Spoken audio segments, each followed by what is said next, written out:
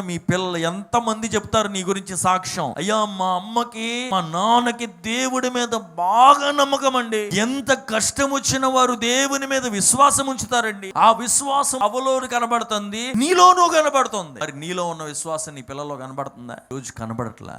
నువ్వు ఏం చేస్తావో విశ్వాసముతో అది నీ పిల్లల్లో కనబడతా ఉంటది. ఇక్కడ నీవు ఎంత దేవుని యందు విశ్వాసం ఉంచుతున్నావు. నువ్వేమనుకుంటున్నావు అంటే క్యాజువల్ గా తీసుకుంటున్నావు భక్తి జీవితాన్ని. కానీ రేపు పరలోక రాజ్యం వెళ్ళిన తర్వాత ప్రభు ఎదుట నీవు నిలబడుతున్నప్పుడు ఒకలాగా ఉంటుంది, పౌలు నిలబడుతున్నప్పుడు ఒకలాగా ఉంటుంది. నువ్వు నిలబడుతున్నప్పుడు ప్రభు అడుగుతాడు, ఏం చేసావు, ఏంటి నీ సంగతి అంటే, నేను భూమి మీద ఉద్యోగం చేశాను ప్రభు, విశ్రాంతి లేకుండా చేశాను, అటు తిరిగాను, అది చేశాను, బ్యాంకులో వేసాను, నా పిల్ల వెరీ గుడ్. పౌలు వచ్చాడు, పౌలు నువ్వేం చేసావు అని అడిగితే పౌలు ఏమంటే తెలుసా, ప్రభా నువ్వు ఈ రోజు నాకేదో ఇస్తానన్నావు చూసావా, అది చేసి వచ్చాను ప్రభా. నువ్వు ఏదో ఇస్తానన్నావు చూడు, అది తీసుకుంటాకు వచ్చాను ప్రభా, అది చేసి వచ్చాను భూమి మీద. నాకు నీతి కిరీటం ఇస్తానని చెప్పావు, జీవ కిరీటం ఇస్తాను, ప్రతిఫలం నీ కొరకు నిలబడితే శ్రమలలో శోధనలో నేను అన్ని ఉన్నవాణ్ణి, కానీ అన్ని వదిలిపెట్టుకున్నాను. చివరికి నేను ఏది కోరుకోలే.